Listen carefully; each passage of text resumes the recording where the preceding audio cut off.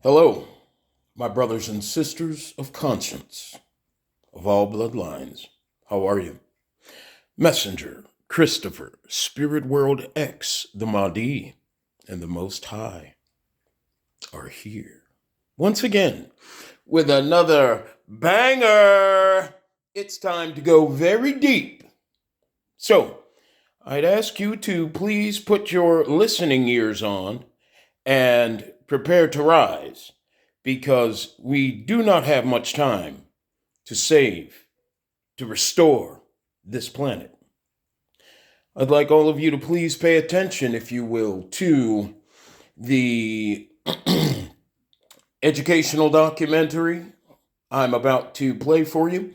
It's called What It's Like to Be Black in Israel.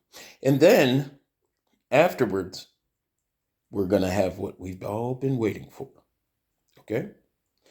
I thank you for your patience and your time, and I ask that you continue to stay resilient when it comes to being fed all of the bullcrap that you're being fed on the internet in regards to who you are, where you are, why it is you're presently still dealing with these depraved conditions that you are.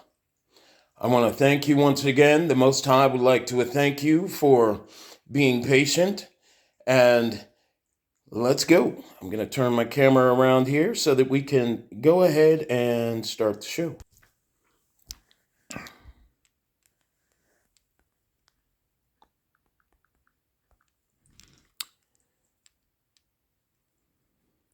They don't want you to know this.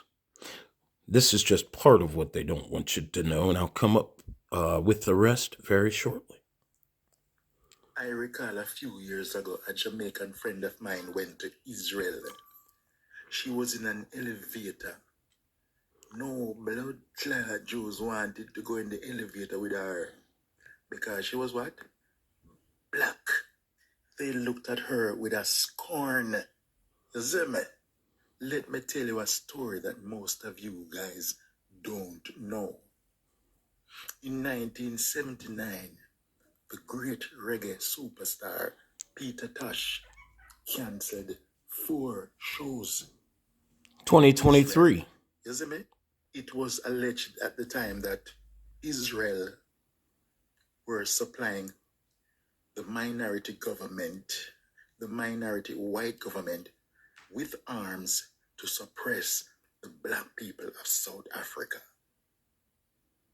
Here, so Peter Tosh said, I cannot be speaking about equal rights and justice in a country that is supplying arms to South Africa to suppress black people. No, I cannot do that. When they told Peter Tosh that he would lose $80,000, Peter said, fuck that. When it comes to my message, money is secondary. Peter Tosh would have been the first reggae artist to perform in Israel. So I do not condone the loss of life on any side. So I can't stand with anyone, okay? What I am standing with is that it's none of my business. It's none of your But if it business was as my a black business, woman who's also then it would be marginalized? toward the melanated dominant people that suffer racism on both sides. Did you know that the Israel was giving Ethiopian women Depo-Provera shots because they didn't want them coming into Israel and having children? They were sterilizing black women. Being black has raised global questions for so many years unanswered. The animosity being black has for so long endured, and the weight of cruelty and oppression shouldered for centuries by the state of being black is more than enough to ask the simple question: what is the original offense of being black? The original The offense. unfortunate events We're going to which get to that unfolded between shortly. Israel and Palestine these recent days has left the black communities living in them in great shock, utterly stranded and displaced on all sides, emotionally, physically, and on every grounds. Their trauma seemed to have heightened, and their persisting confusion worsened. In the middle of this whole pandemonium, the people of the black community are roped. They have neither sides to run to, hated by both, discriminated by both nations at war this day. They stand in the middle, praying and hoping for peace, for resolve into tranquility, for a place of a settled livelihood and existence where their opinions count and their colors are appreciated, where their offsprings would grow with all the fondness and love in the world it takes to be alive.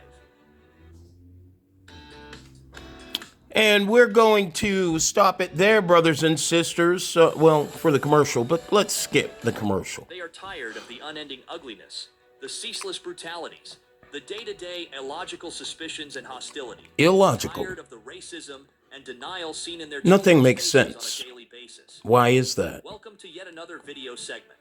In this video, we are going to be examining the dark realities of being black in Israel. Before we continue, do not forget to support our efforts by hitting that like button before you.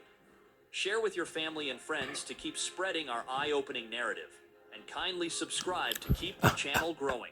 Your support means a lot to us. Eye-opening In the heart narrative. of the Middle East, nestled amidst a landscape of ancient history and cultural vibrancy, lies Israel, a nation often celebrated for its technological prowess and diverse citizenry. Yet, beneath the surface of this progressive facade lies a stark reality: the silent suffering of black Israelis. The black community in Israel, comprising approximately 2.5% of the population, traces its roots back to the 18th and 19th centuries, when Jews of Ethiopian descent began immigrating to the region.